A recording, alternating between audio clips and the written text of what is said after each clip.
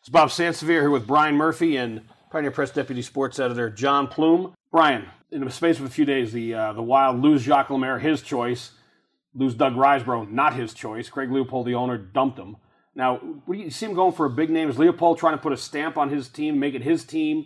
Will you think he'll go for a big name and try to hire someone away, or will he go for an assistant GM somewhere or elevate someone from within? Well, he's definitely looking at the assistant route. He's already talked to a couple of people in Nashville because, I mean, that's obviously the team he owned and built from the ground up. The biggest name out there that's not really tied to anybody right now is Pat Quinn. Pat Quinn had coached Team Canada, their junior team this past year, and he's also been the GM and coach of the Maple Leafs, and he's been itching to get back in the game. Now, the GM that's named and the coach he hires, will they have any impact on fans either jumping back on the bandwagon and buying tickets, showing up in droves next year, or could that backfire and they're going to have to take a wait and see attitude if they don't like the names that take the positions? Well, I think if it's a couple of nondescript people either through the ranks or some assistants either in the GM role, or I think it'll be a wait and see. But I think what's going to probably attract the fans most is Gaborik, whether they can get him back. He's the key.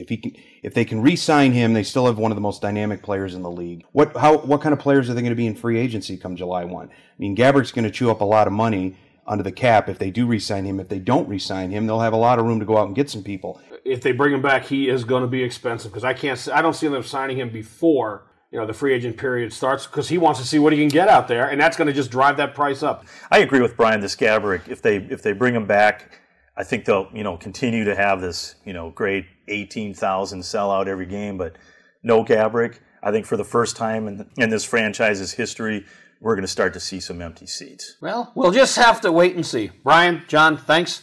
That'll do it for now.